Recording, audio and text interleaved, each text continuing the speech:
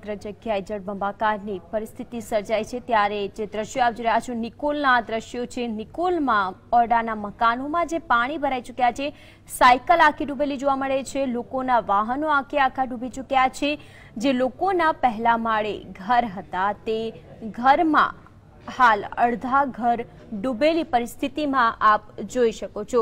અમદાવાદના નિકોલના દ્રશ્યો છે। નિકોલમાં કેવી પરિસ્થિતિ સર્જાય છે, વરસાદ વરસી જતા ઓરડાના મકાનોમાં પાણી ફરી વળ્યા છે। રહેવાસીઓ છે તેઓને પણ મુશ્કેલીનો સામનો કરવો પડી રહ્યો છે કારણ કે ઘરની બહાર નીકળતાની સાથે જ ફક્ત ને ફક્ત પાણી દ્રશ્યમાન થઈ રહ્યું છે। ગેટ સુધીના પાણી ભરાઈ ગયા છે। મહત્વની વાત એ કે આજ વિસ્તારની મુખ્યમંત્રી વિજય રૂપાણીએ મુલાકાત લીધી હતી। બ્લોક નંબર 4 જે ઓરડાના મકાન છે ત્યાં આ રીતની પરિસ્થિતિ સર્જાઈ છે। રિક્ષાઓ જે ઉભેલી છે તે રિક્ષાના પૈડા નથી દ્રશ્યમાન થઈ રહ્યા, તેટલું વરસાદી પાણી અહીં ફરી વળ્યું છે। તેમજ આગળ વાત કરવામાં આવે તો સાયકલ જે છે તે પણ આખી ડૂબેલી જોવા મળી રહી છે। દ્રશ્યો જોઈ રહ્યા છો નિકોલના, જેમાં રિક્ષા છે તે ડૂબેલી પરિસ્થિતિમાં જોવા મળી રહી છે।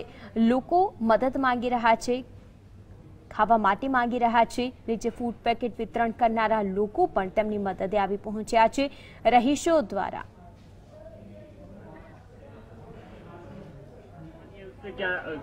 यहाँ 72 घंटे से अभी तक कुछ सहाय नहीं मिली हुई है।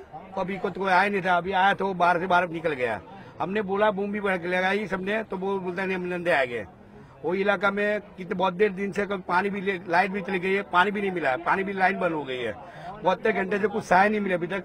हम लोग हमारे सब एक इकट्ठा होके दलित समाज इकट्ठा होके सब खाना बना लेके आया है। अभी तक कोई यहाँ कोई खाना मिला नहीं है, किसी को रोटी वगैरह कुछ मिला नहीं है, पानी भी नहीं मिलता, पानी भी नहीं है।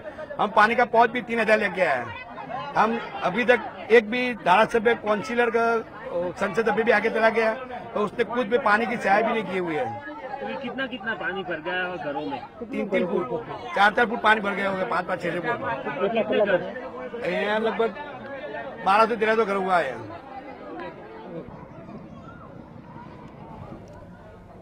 તો રહીશો મદદ માંગી રહ્યા છે, કહી રહ્યા છે કે પાણીના પાઉચ સુધી પણ તેમને નથી પહોંચાડવામાં આવ્યા। તંત્રને વારંવાર આજીજી કરવામાં આવી રહી છે, પરંતુ જે આસપાસના રહીશો છે તે મદદે આવી રહ્યા છે, પરંતુ તંત્ર દ્વારા તેમને કોઈ જ મદદ નથી આપી રહ્યા। આ ત્યાંના રહીશો જ કહી રહ્યા છે। જે રીતે ત્યાંના લોકોની વેદના સાંભળવામાં આવી કે કેટલા વખત ત્યાં પાણી ભરાયા છે ને જે રીતે વરસાદ વરસ્યો ને પછી તેમની જે પરિસ્થિતિ સર્જાઈ, પીવાના પાણીની પણ મુશ્કેલી સર્જાઈ ચૂકી છે, વીજળી બંધ છે।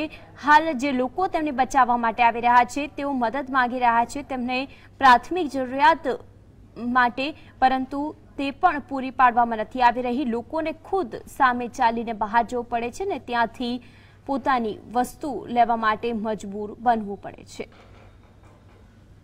તો કેટલાય લોકોની આંખોમાં આંસુ આવી ગયા છે કારણ કે જે રીતે પરિસ્થિતિ સર્જાઈ છે તેના કારણે લોકો મદદ માંગી રહ્યા છે। આસપાસના જે રહેવાસી છે ખુદ આગળ આવ્યા છે। અડધી કાર ડૂબેલી જોવા મળે છે। લોકોના કે નહીં પણ ધડ સુધી પાણી ભરાઈ ચૂક્યા છે। હાલ આવી પરિસ્થિતિમાં લોકોએ આવન જાવન કરવું પડી રહ્યું છે। વાહનો તો ડૂબી જ ચૂક્યા છે, પરંતુ બહાર જવા માટે રહીશોને કોઈ આશરો ન રહેતા સામે ચાલીને તેમને જરૂરિયાત પૂરી પાડવા માટે જવું પડે છે। હાલ તંત્ર દ્વારા બોટ પણ ત્યાં મોકલવામાં આવી છે।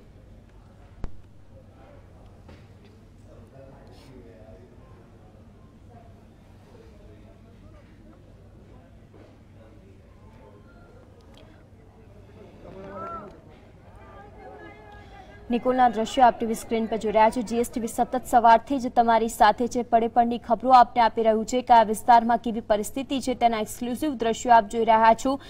સિવિલ ડિફેન્સ વાળા સામે આવ્યા છે, જે લોકોને તકલીફ પડી રહી છે તે લોકો માટે પણ એનડીઆરએફની ટીમ દ્વારા પણ મદદે પહોંચી રહ્યા છે, પરંતુ અમુક એવા વિસ્તારો જ્યાં લોકો મદદ માંગી રહ્યા છે, આજીજી કરી રહ્યા છે, પરંતુ તંત્ર ત્યાં નથી પહોંચી શક્યું। આ વ્યથા ત્યાંના રહીશોની છે।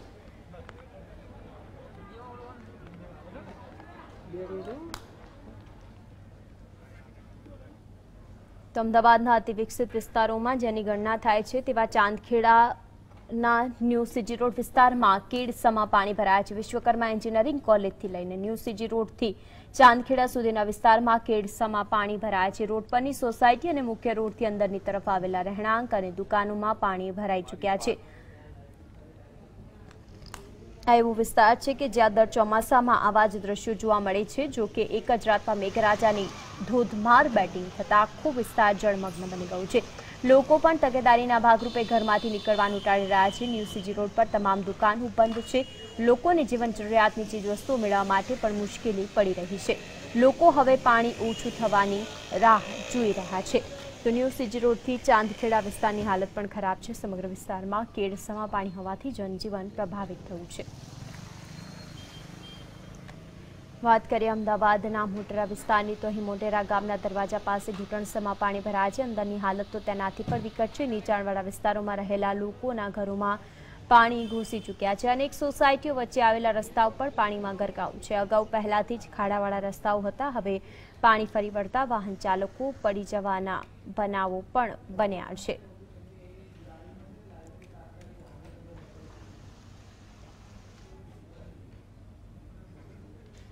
તો અમદાવાદના મેમનગર વિસ્તાર પણ પાણીમાં ગરકાવ જોવા મળ્યો. અહીંની કેટલીક સોસાયટીઓમાં પણ પાણી ભરાતા સ્થાનિકોની ચિંતા વધી ગઈ હતી.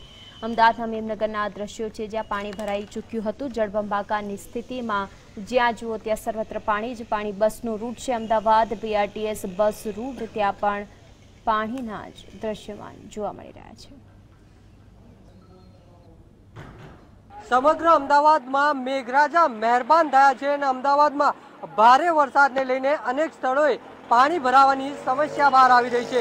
આ વિસ્તાર છે અમદાવાદનો મેમનગર વિસ્તાર, જ્યાં ઘૂંટણથી પણ ઊંચા સુધીના જે પાણી છે તે ભરાયા છે.